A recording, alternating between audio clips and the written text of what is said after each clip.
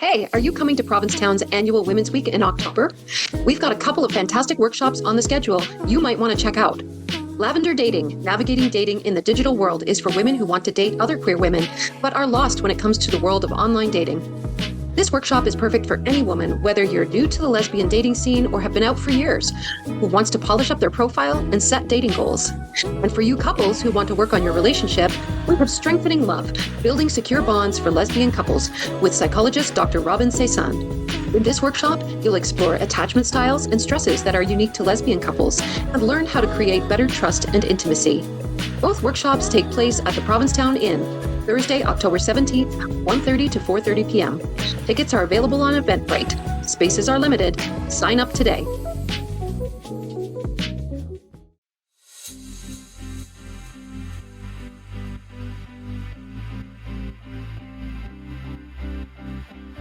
Hey queer friends, are you ready to be inspired? Welcome to Season 5 of Coming Out and Beyond, a podcast that shares stories from the lgbtqia+ community. Here's your host, Anne-Marie Zanzel. Ever felt like you're not good enough? Welcome to our podcast today. This is Coming Out and Beyond. And we're tackling the topic of perfectionism. Why do we strive for flawless, and what's the cost? Well, let's find out. I'm excited to introduce our guest today, Jillian Abby. From CPA to licensed massage therapist to homeschooling mom and craft beer bar owner to author, storyteller, and LGBTQ+ advocate, Jillian Abby is no stranger to making major life changes in pursuit of the most fulfilling life. Her path took her from Buffalo to Bolivia, Boston, and beyond, only for her to learn one key life lesson: finding fulfillment is an inside job. Her debut memoir, Perfectly Queer, Hayes House 2023, was released worldwide, hitting #1 on Amazon's new releases for LGBTQ memoirs and biographies, and making Good Morning America's list of 15 delightful books perfect for spring reading. Jillian Abby is a motivational speaker, intuitive writing coach, and corporate ghostwriter through her business, Storyteller Soul. You can find more of her quirky storytelling at Reframe with Jillian Abby. She lives in Tampa, Florida, with her wife, Jen, their 2 children, and rescue pets, Lava and Poe. Jillian, welcome to the show. Hey, Anne-Marie, I'm so excited that we finally connected. Great to be here. Me too. So I don't know if you've ever listened to the podcast, but my first question for people is, tell me your story. So Jillian Abby, tell me your story. I have been practicing this all morning because, as you mentioned, the episode is about perfectionism. And as much as I love to pretend that I am a recovering perfectionist, it is still a part of me. So the quickest story I can provide is that at 38 years old, I was married to my college sweetheart, my one and only long-term boyfriend. We had 2 fabulous feral homeschool children. We had the lovely house in the suburbs with the white fence. We had the rescue pet from the Humane Society. We ran a small business together that was rated one of the top mom and pop shops in Tampa Bay. And so by every societal standard, my life was perfect. I had climbed to the top of supposed to mountain, everything that I thought we were supposed to do in this life to feel happy and fulfilled, because that was a story that I was always told growing up. And I remember getting to the top of that mountain and feeling so empty inside.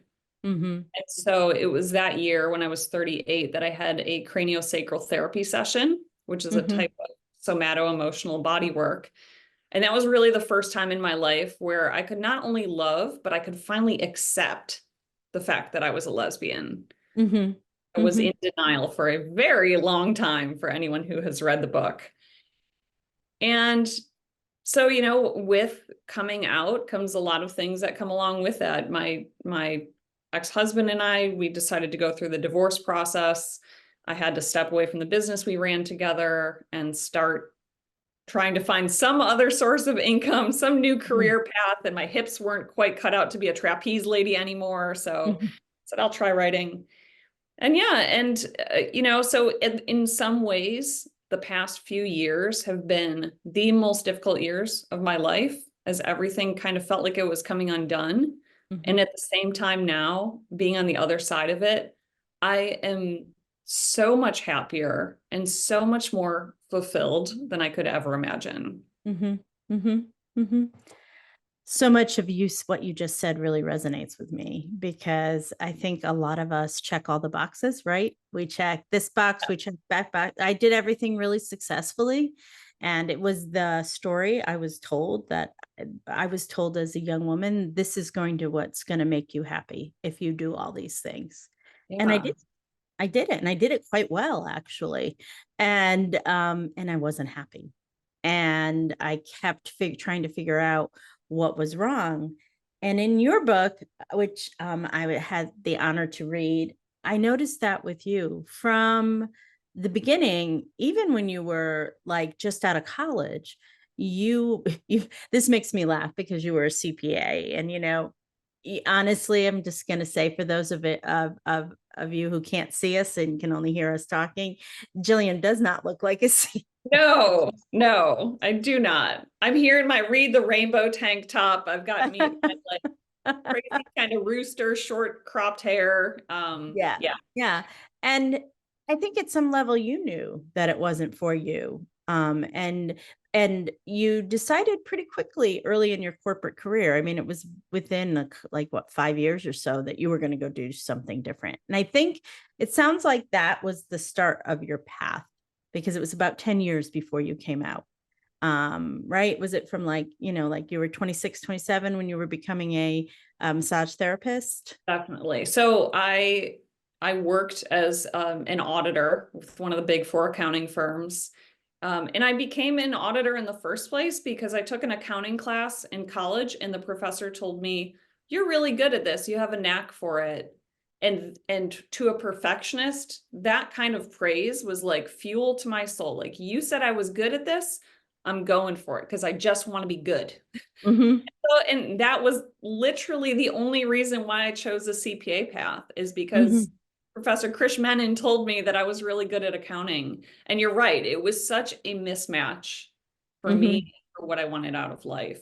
And so I Mm-hmm. was only in public accounting for 3 years. And even Mm-hmm. in those years that I was in public accounting, I would switch from the audit department to their consulting department because nothing ever felt right. Like I always felt like the square peg that was not quite in the right But setting. do you give yourself some credit though? Because I mean, you were young. I mean, to our Sure. 20, I mean, you were married young and everything like that. But like our 20s is the time to do those things. Yeah. And you were trying to find your place within a career that eventually you realized, I don't want to do this. And in looking back on my history too, my family grew up very kind of blue collar. My parents worked very hard. My mom was a waitress. My dad was a construction worker. And I watched them struggle for money. And my mom got pregnant relatively young with me, and she wasn't able to finish college. And so much of what I was doing too was also to make my parents proud. They Mhm. wanted to have someone who finished college, and I finished college and I crushed it. And I was like, okay, check the box there. We didn't have a lot of family members that worked in the corporate field. And so I wanted to be the first one to do that and have the cubicle and wear the suits, and it was all good to do that. I don't regret anything in my career path Right, because the right. things I've learned at every single stage. But I you're bet right. you're Like, I bet you're great with money. I I hire a CPA now. I'll just say that. I am very far removed from it. So, but along the way, you're right, it's the time to explore. And so when I realized that public accounting was not a good fit for me, and that I felt so empty in it and so angry in it, I was so upset about having to wake up every morning and go to this job because it just It's it sucking the just life out of you. Yeah. yeah. So massage therapy, as much as it seemed like such a far out way to go, I had always been interested in the human body and healing. And it seemed like the opposite of CPA. And so I thought, well, if I'm not happy as a CPA, this has to be where I find my happiness. Mm-hmm. And in some ways I did. And in some ways too, you realize that, you know, you don't have the corporate paycheck, and it is a different It's a type. business. It's a Yeah. business. It's a different type of work, and it's really hard on your body. And, you know, there's no perfect career out there. And so I'd make it work for a bit, and then I would say, well, what's new? What's going to fill that emptiness that I'm still feeling inside? Mm-hmm. Well, but in that massage therapy school, you got your real first introduction to queer culture. Oh, I did. And you made a lesbian friend who was butch, and you guys became friends, and it was nothing more than a friendship ever. But she turned on something in you, like a light on. I'm not talking sexually. I'm talking like it sounds like when you met her and became friends with her, you started to like think about your sexuality in a more concrete way than you had ever thought before. Absolutely. I Yeah. still, you know how we all have some of those really vivid memories of our past? I so vividly remember where I was sitting in the classroom, what our classroom looked like, the shape of the tables, where Amy was sitting in the room when she shared with the group that she was a lesbian and that she had moved down to Florida to be with her girlfriend that she met over social media. And I remember it was like a switch went off in my brain. Like, oh my gosh, lesbians really exist. And not only do they exist, she's admitting to it. She's proud of it. She's happy about it. Like, it hurts my heart now to think that the first time that I ever heard the word lesbian used as In a in a positive light, positive way. Yeah. right, was when I was 24 years old. I And can I beat you on that. I was working as in hospice. My boss's boss is a gay man, and he openly in a company meeting talked about his husband. And it was the first time I was in, I don't know, like late 40s. It was the first time I had heard anybody just say, "Oh, and my husband," and just went like on. And it was like, and I was shocked because I had never heard anybody just talk about it like, like it was normal. right. It Yeah. is normal, but Right. it was like the first time I had ever heard that. So I understand that. I really, really connected with you about that. It was like, oh my God, somebody's talking about being gay. And it's just is. There's nothing attached to it other than the fact that she was a lesbian and he was gay. Right. That was all. Yeah. It's just an adjective, like any Right. other word that they used. And I was in shock. And I remember in that moment, not necessarily going, oh my gosh, maybe I'm gay too. Like that, No, it I didn't either. wild Yeah. to get that Yeah. stage. But there was something about her that I wanted to know more. And Mhm. like you said, she was a very masculine or mask or butch lesbian. You know, she had the short spiked hair and she drove the motorcycle and she had the pickup truck. And like, we could not have been more opposite in how we walked through life. And so she was fascinating to me. And I just wanted to be around her. I wanted to be her friend. And at the beginning, she had zero desire to be my friend. I think because we were so different. She was Well, she like, probably didn't. And I understand that now because I'm cautious about being friends with people who are straight. So, sure, yeah. And so absolutely. I can understand why she was like, Jill, you're nice, you're cute, but no thanks. Yeah. What are you doing? Why do you keep buzzing around me like a little mosquito? Well, I That's think what she said that because when you went out to the gay bar with them, and she said, my straight friend in quotation marks, I think she, a lot of times queer people know somebody's not straight, but they're not going to be the one to tell them that's their journey. So I think she was, when she said not straight, with the, I'm doing air quotes around the not straight, I think she was like, okay, this woman is clearly questioning who she is. Sure, absolutely. Yeah. And that's why I appreciated the amount of times that she and her girlfriend would invite me out with them, because if there was one thing that I knew, it's that I was very drawn to queer culture, to queer spaces. I felt safe there. I felt welcomed there. I felt more at home there. And at the same time, it still took years and years before, it wasn't until I had that craniosacral therapy session at 38 years old that I could accept that queerness was a piece of me. I get that. Well, and also too, it's really interesting how you dressed that night, because in the book, Jill talks about, she dressed very sexy that night, something that she normally wouldn't like.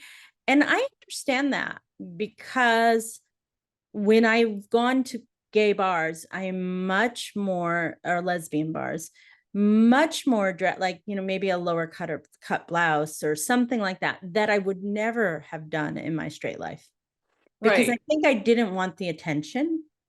But like when I'm in a lesbian bar, I don't mind I'm married. I can't really have the attention, but you know where I'm going with this. Me though, it's just like, it's like being seen as one of, yes. And it sounds like you really wanted to be seen that night when you dressed so, sexy and stuff like that. You, like, on an unconscious level, it wasn't conscious or anything like that. But you're like, I'm going to be, and now I'm curious, how do you look at, like, I have a certain perspective. I want to see if you have the same one, like your desire to be with queer people. What was that about? That's a great question. I honestly don't know, because I can't go back into my mind at that age of what it was, except that it just felt right.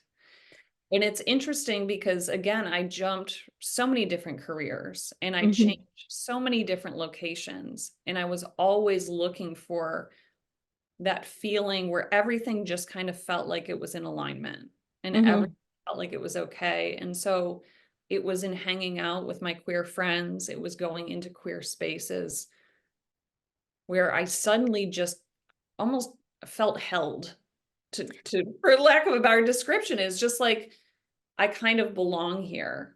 And at the same time, it's interesting because I had a memory pop up in my mind this morning, and it's one that's not in the book. And I remember that I had done a chair massage event with Amy. We were doing some volunteer work and working on some employees at a nonprofit. And one of my parents came to pick me up from the event for whatever reason. And I really wanted that parent to meet Amy. Like, this is my new friend. And I remember that day that I had dressed to try and fit. I knew it was Amy and other queer people. And so I had dressed to try and what I thought would help me fit in with them. So I had on like my tight ribbed tank top, like it was very G.I. Jane looking. I don't know. In my mind at the time, I was like, this will, I won't stand out with the group if I dress like this.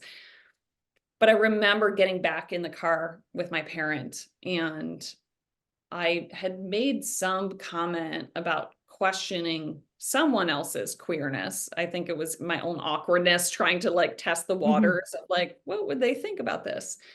And they made the comment back, well, there are some people who question about you. And I remember in that moment feeling two things. And the first was that I felt judged and I started feeling shame that they would say that and it didn't come across with love. Like, okay, this is not something I can safely speak to my parent about. But the second thing that really stood out to me is that once I was removed from that queer space and somebody insinuated that I might be queer, I was almost aghast of like, how could you think that? Why would you think that? And so in the queer spaces, I wanted to be queer, but I was not. It took me so long to even have the courage to have that identity in non-queer spaces. Well, first of all, it sounds like shame. Yeah. And second of all, perfect girls can't be queer, right? Absolutely. No, we're not allowed to be. We're just not allowed to be queer. We're supposed to be mothers and raise children and have careers, but we're not supposed to be queer. And that where I think perfection comes into this later in life lesbian story. I think a lot of us struggle with that like trying to be perfect, and being queer doesn't fit the narrative in your head of what a perfect woman is, which, by the way, there is no perfect woman, but, you know, you're still striving for it, and you're still striving for it, you know. And I also noticed in the book, and this is really something I want to point out too, just because people are in the alternative healing spaces doesn't mean they've gotten rid of their homophobia. For sure. As Jill, can I call you Jill or Jillian? Sure. Oh, Jill. Okay. Friends. Okay.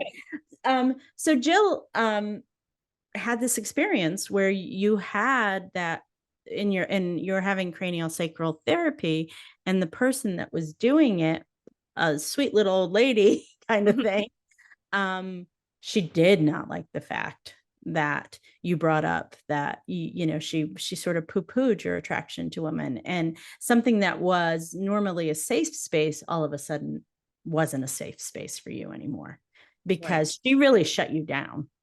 She did. So in that session, and that craniosacral therapy session was 6 years before the session where I actually came out and could accept myself. But in that first session, when I came out, I told the woman, she asked what's here. She was working over my abdomen, and I struggled so hard to hold the words back. And I finally said, it's my sexuality. And she kind of waited for me to fill in the blanks. And at that point, I was still very much married to my husband and didn't want to end that relationship because he was a great guy. And so I said what felt like the best truth at that time. And so I said, I'm bisexual. Mm-hmm. And I remember her responding in that sometimes we're confused about the feelings we have towards our girlfriends. And as soon as she said that, my brain was like, oh no, like abort. Right, exactly. Why did you say that? Get out. But you know what? The really interesting thing with that, so she ended the session, and I had cried my eyes out. I was snotting everywhere. I mean, I was a mess by the end of that, because it was such a huge release to even just say those words, to admit that my sexuality was something that I needed to work through and needed to address. But we ended the session, and she said, you made a commitment to a man, and you need to honor that commitment. And this is where perfectionism comes in, because when I tell that story, there are so many people who are like, oh my gosh, you must have been so mad at that therapist, and that was so inappropriate. And I said, I remember leaving that session and being like, green light, go. I know how to fix this now. I just need to work harder to be a better wife.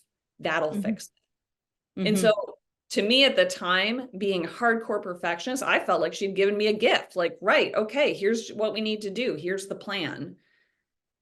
And so I didn't have any negative feelings towards her. But I think that is so the challenge of perfectionism too, is that we can get sold into a story that is not true or authentic for us so easily, just because we want to please the people in our lives. We want to make them proud. And And I'm, you know, and it's very similar to your accounting story.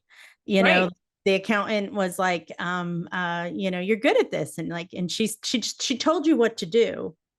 And as somebody who I, you know, I understand this, as someone who struggles to find your place, if someone points you in a direction to go, you're like, okay, that must be it. That way. But I want to compare that or contrast that to what you experienced in the one that you actually ended up coming out.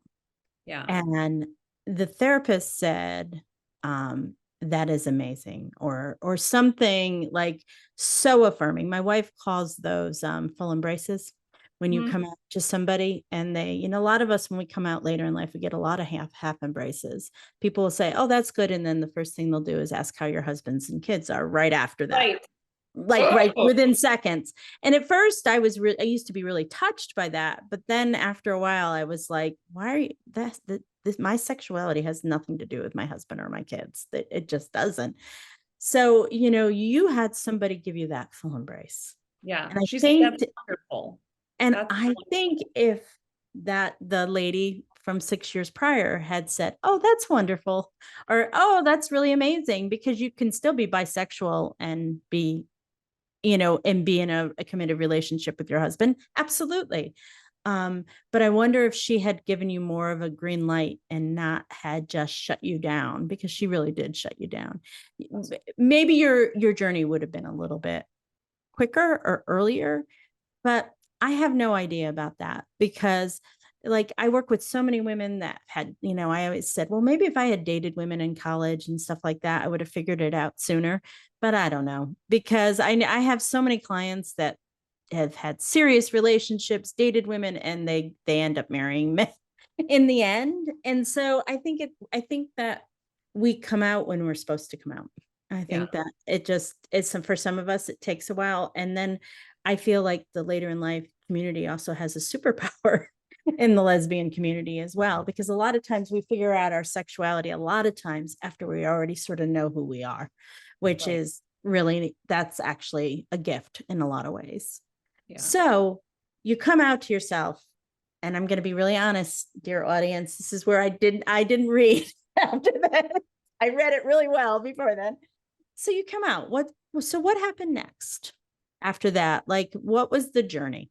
Yeah. So I described the moment of coming out as the first time I remember feeling unconditional self-love. And it was that moment of joy. And I described like 99 angels descended from the sky with all their flutes and harps and glockenspiels and extraneous band equipment. And then the reality set in that I had this relationship and to my husband, and that we had the small business, and I had the 2 children that I homeschooled, and I really enjoyed homeschooling them. And so I didn't know what to do. And the benefit that I had was that I had the gift of time. So in my situation, I didn't have another person that I didn't have that catalyst person that some people have. Yeah, I didn't have that either. Yeah. And so I could take my time to decide what I wanted to do. But the reality is, once you accept yourself and you accept any piece of your identity, whether that's queerness or whatever is not in alignment, and you accept that it is a piece of you, if you're not living that outwardly, then you're carrying around a mask. And so I found that it was really the hardest part for me was the short period of time. It was just a few months between when I came out to myself and when I came out to my husband. And in that short time is when I started drinking a lot more. I would start my day with a very strong Cuban espresso. I wouldn't eat all day long because I had no hunger. I was so anxious. And then I would end the evening with a glass of Jack Daniels. And my physical health obviously started to take a real toll. My mental health was taking its toll until finally I ended up in urgent care. And I realized I can't keep carrying on with this lie anymore, or my spouse and my kids aren't going to have a person around to love. And so I made the decision to come out, and my spouse had one of the most beautiful and courageous responses. I told him, and the first thing he said was, "That must have been so hard." And I could not, I still get goosebumps now. Like, I could not believe the compassion that he had in that moment, because so many times when we come out to people and they say, well, what about your spouse? Well, what about your kids? And they forget about you as the person who has just taken a major, very courageous identity shift. And through an awful lot, and they're concerned about everyone around you. And then they forget the challenges that you're going through. So for him to recognize that was huge. But also, we had our challenges along the way. I don't want to paint the picture that it was an easy process for us. It's not. It's never an easy process. Yeah. I think that I have seen, maybe a couple of people, handful of my clients over the years who've had a relatively easy time of it. Most people, it's somewhere in the middle. Right. The spouse does a lot of good things. They do some things that are not so great, and so what is amazing was his compassion for you. It was really hard for you to tell him that, and he saw that. Yeah. Did he, I don't want to focus a lot on your husband, but did he continue to accept it as the story continued? Because a lot of times when we tell our spouses, they forget all about it and don't talk about it anymore until we bring it up again. Oh no, we talked about it. I mean, Yeah. I think we had more conversations in our marriage in that short few months between when I came out and when we divorced than we had in the almost 20 years prior. Yeah. And a lot of times you're trying to figure out how to save the marriage with this. Were you still in that space? Because a lot of times couples talk about opening their marriages. They talk about polyamory. They even talk about threesomes. And I remember my ex and I talked about that. And I said, honey, if I sleep with a woman, I don't really want you there. I mean, it was like very clear. That was like, there's some things in my journey that are so clear that I knew I didn't want. And Yes. so did you guys discuss all those things? We did. We tried to Yeah. look at all of the different options to decide what made the most sense. And at the end of the day, what we realized is that staying together, even though we had such a great friendship, I mean, we really did. He was awesome. We got along great. But we were like roommates for so long. And I said, it's not just about me finding fulfillment and being able to give love to someone fully. Like, you deserve to receive love fully. And I Correct. know that I can't give that to you. And it is Yeah. not fair for me to hold that over your head too, that you have to live the rest of your life without ever knowing what it feels like for somebody to love you fully. Right. And so we made the decision that, yeah, we were going to get a divorce, that was the best option. I'm so lucky that he is with a wonderful woman that I like to take credit that I kind of picked her out for him, because we both, I think another thing about coming out later in life or divorcing, you know, in midlife is that you worry, like, will anyone ever date me? Like, I'm a Right. minivan driving mom in the suburbs who's just come out and has 2 kids and her life's a mess right now. Like, who is ever going to date me? And he was in the same boat. He's like, Yeah. you know, I've got dad bod now. Who wants this? And so I had suggested a friend of ours who I was like, she's so funny and she's so smart and she's so beautiful and the kids know her and she's wonderful and whatever. And down the road, you know, they both said that they had never really looked at each other that way because, you know, Yeah, he was married. Yeah, right? he was married. Yeah. And then suddenly when he was free, it was like, whoa, there is a spark here. And so they've had an amazing relationship. That makes it, that's so nice to hear. Yeah. Yeah, and so good for the kids. Like, the kids went from having 2 loving parents to now having 4 loving parents who all support them in very different and unique ways. And so, And also too, even though you guys had a good friendship, they did see aspects of your relationship that, you know, for example, you know, you talked about, they probably, you know, they didn't realize you didn't want to sleep with him or anything like that. They're too little. They didn't get that. But the thing is that kids can sense stuff going on with their parents, even before sometimes the parents can. And so I think also showing your kids that it's okay to lovingly say goodbye to somebody. And it's also okay to go towards your truth, because our truth sometimes changes as life goes on. And what your truth was when you were 22 was very different at 39.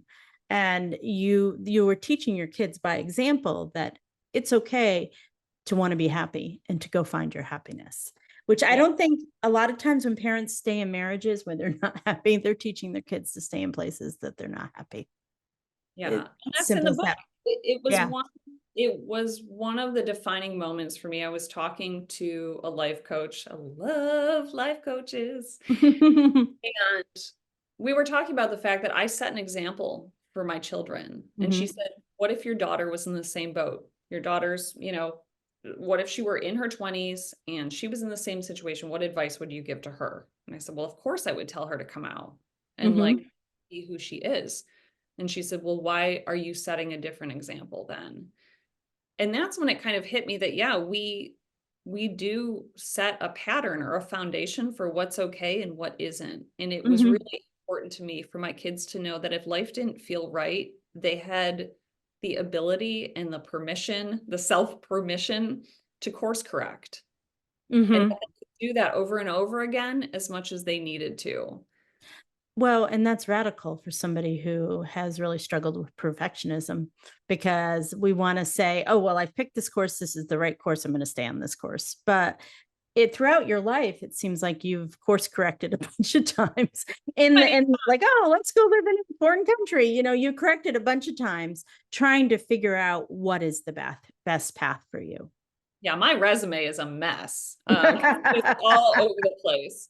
But the interesting thing is now, so one other thing to share about the book is not a lot of people realize this, but the book was originally titled A Chronic Case of Hetero, which I thought was just hilarious. I think it's hilarious. But the sales team was like, yeah, we would like you to brainstorm some other options. And we went through so many ideas. And then finally, I landed on Perfectly Queer. And I'm so glad that I did. Like, I'm so grateful that that ended up being the title and that they kept pushing me towards something better and something truer. Because when it came down to it, at the end of the day, is I never thought I could see perfect and queer together. I never thought that my queerness is what would create my most perfect, quote unquote, life.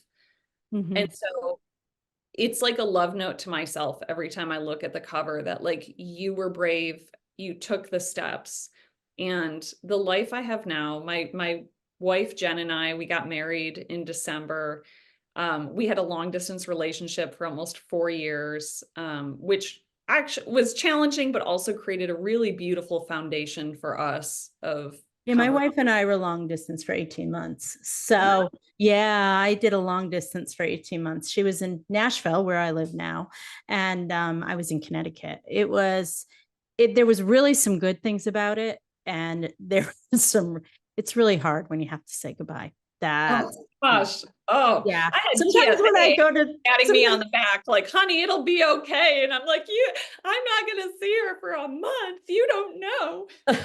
Well, yeah. And like when I go to the airport now, I still get a little PTSD when I'm getting out of the car. Like, oh, that was so hard. I get that. So you guys had a bit of a foundation before you ended up living together and all that. Yeah. Yeah. And she had a successful business up in Pennsylvania where she lived. And like I said, I had the kids here in Florida, and I promised to them that I would not move them away from their dad so that we could both be there in their lives growing up. And so I was so fortunate too that my wife was willing to also make a very big leap and start over in Florida. Mm-hmm. But we are just like, luckily you didn't live in North Dakota or something. Right. Yeah. I mean, Tampa Bay is not like a hard sell. No, it's not a hard sell. We went for a walk today and she's like, do we live in paradise? And I was like, yeah, we kind of do. Yeah. Except for the politics, but yeah, you do. Politics and the occasional chance of hurricane. But other than that, we've just created such a nice life, such a wonderful, like, I finally feel full. I feel like I think I've been in writing for, probably 4 years or so now. And it's the longest I've ever stayed in any career track. And I'm really happy to be here. I feel really fulfilled in what I'm doing. I love our marriage. I love the way that we argue with each other. I was not used to having my ex-husband and I never argued. We had a very even keel relationship. And so it actually kind of feels a little scary and a little good to have those big highs and those low moments and feeling all the feels and all the emotions. I just feel like there's more balance in my life. And so, it is kind of like the perfect life that I could have never even envisioned. And now I'm in it, and I'm just really grateful for that. One of the things I liked about your book, big time, which I don't think a lot of these books ever address, is the fact that you talk about your internalized homophobia. And I love the way that you dealt with it. And a lot of time, like you, and it was internalized homophobia. And can you talk a little bit about how you went to cure yourself from that? And so, first of all, I define internalized homophobia, and I'd love to hear your definition. I don't care if anybody else is queer. The only person who can't be queer is me. That's how I define it.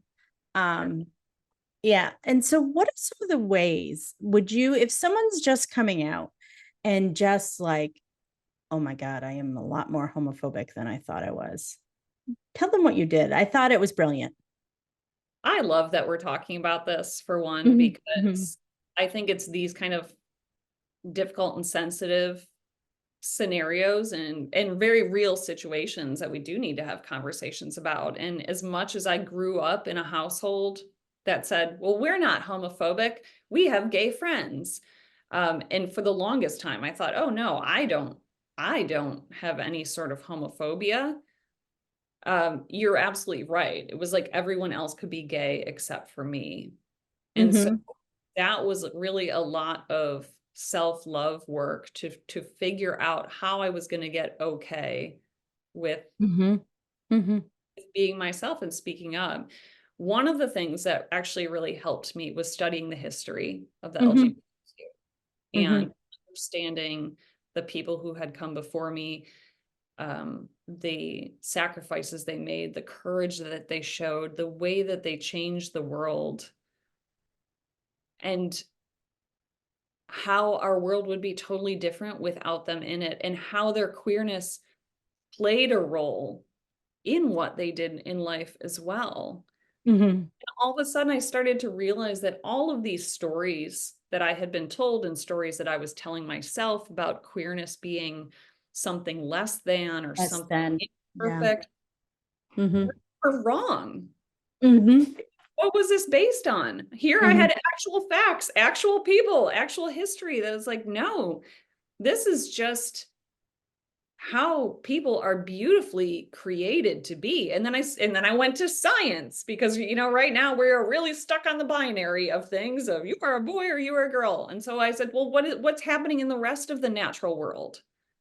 And the reality is everything is in a spectrum. Blonde hair is in a spectrum. Skin Mhm. tones are in a spectrum. So why would we think that sexuality or gender identity or even how chromosomes present, like why would we think that that would be the one black and white binary aspect of our world? Well, yeah, and if you believe in the divine, if you limit it to the binary, it doesn't really work. No, absolutely not. Yeah.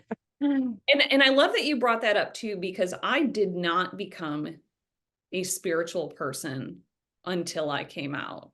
And actually, I'm going to disagree with you. I think you had okay, spiritual. No, people don't go into body work. People don't do all that stuff if they don't have a spiritual bent to them.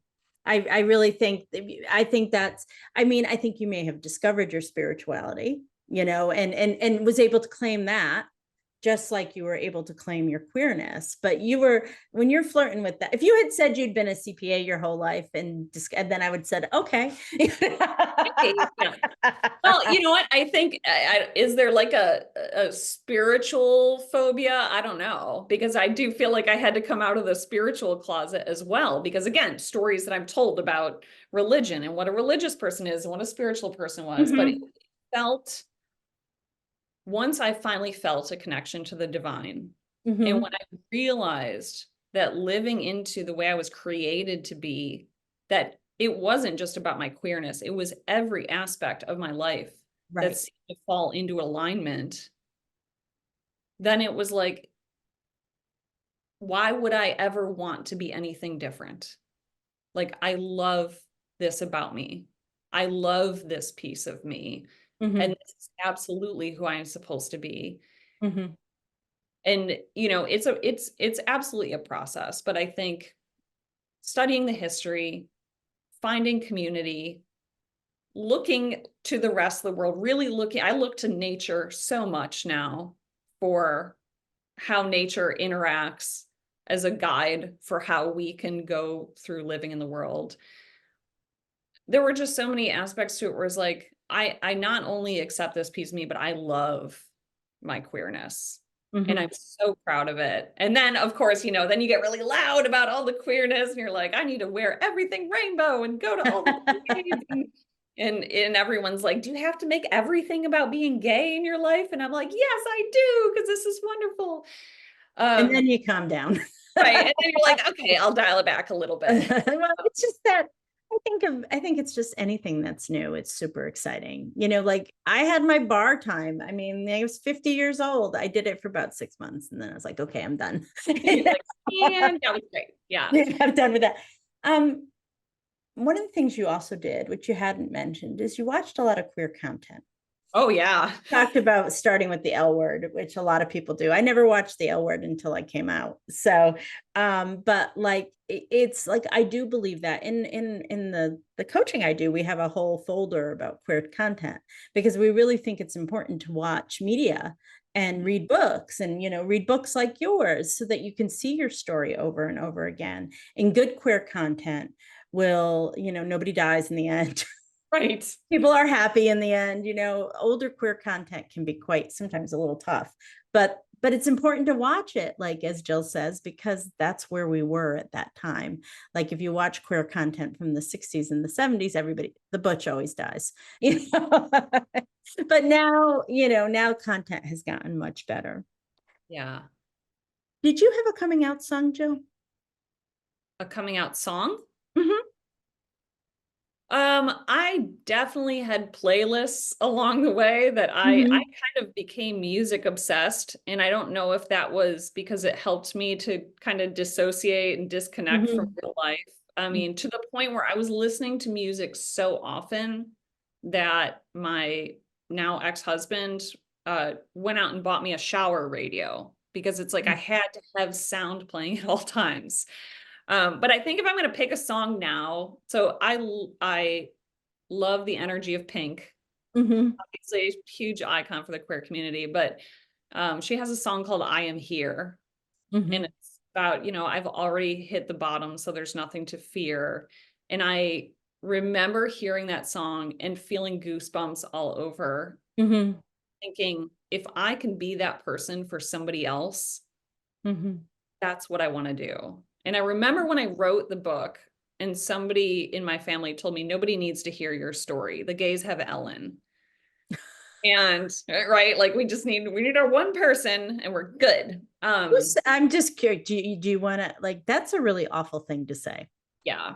Yeah, we don't have to identify that person, but that is, it was hard. And so I doubted even, and this was after I had my book deal with Hay House, like the wheels were already in motion. This was happening. The book was coming out and it gave me that sense of self-doubt of like, what if it doesn't matter? And what if nobody cares?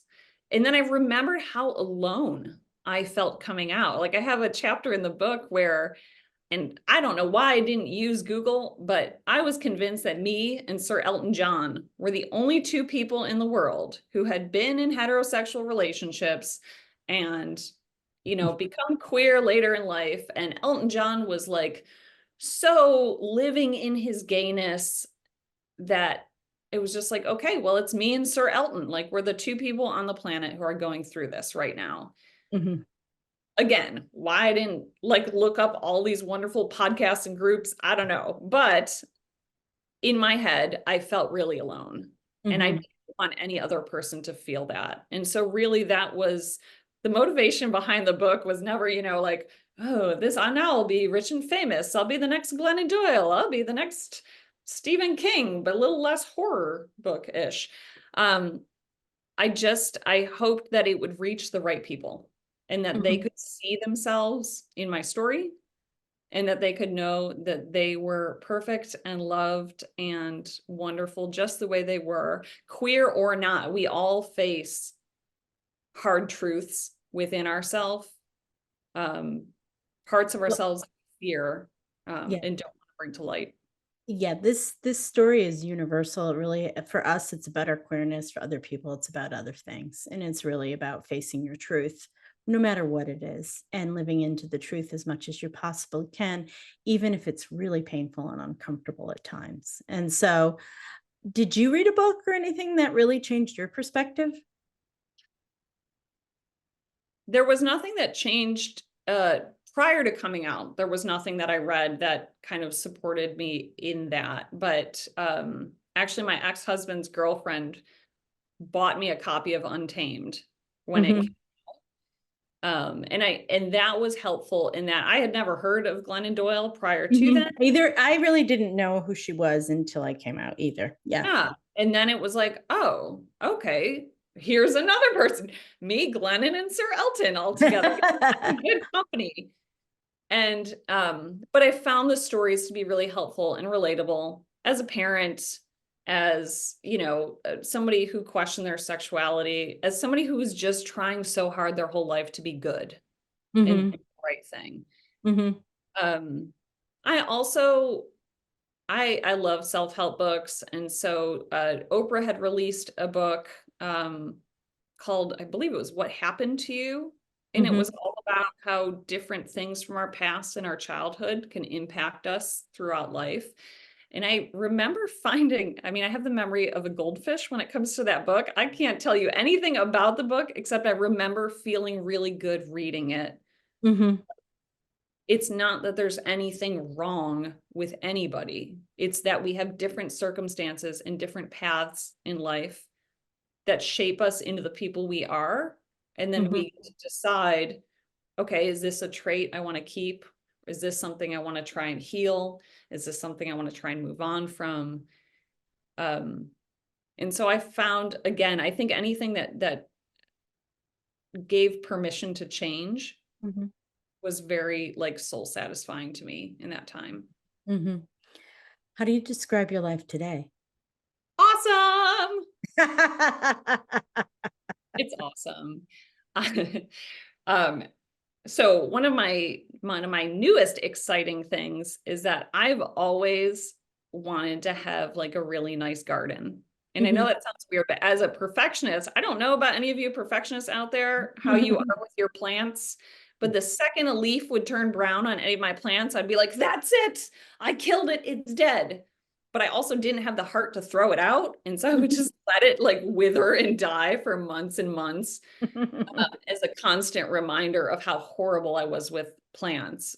And so I decided that creating a garden would be part of my own personal therapy process for overcoming my perfectionism. Like I had to realize that it was okay if nature died on occasion, because that happens in nature. And it's okay if some things flourish and some things don't, because that's what happens in nature. And sometimes it's planted in the right spot and sometimes it's not. And so creating a garden space outdoors, not only was it something I wanted, but it's something that I wanted to learn and that I wanted to be okay if it didn't work out. And so, yeah, so Jen and I now are like the lesbian banana farmers. Yeah, we call our yard, it's probably Fine Farms, and we have banana trees and mangoes and papaya, and it's awesome. Well, that's fun. How can people find you, Jill?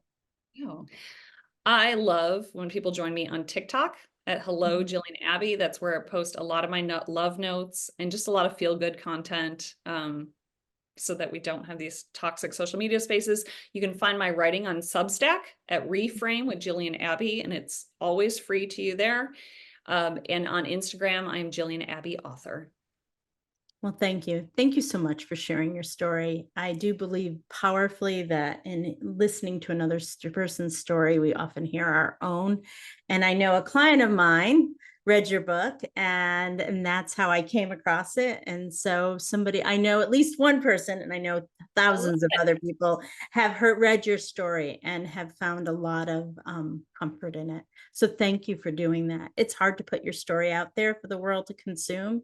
So thank you so much for doing that. So worth it. Thanks for having me. You've been listening to Coming Out and Beyond, LGBTQIA+ stories with Anne-Marie Zanzel. New episodes of the Coming Out and Beyond podcast drop every other Friday. You can tune in at Apple Podcasts, Spotify, Google Podcasts, and at annemariezanzel.com. Be sure to hit subscribe when tuning in so you never miss an episode. And for more resources, articles, videos, and a free downloadable guide for coming out later in life, visit annemariezanzel.com.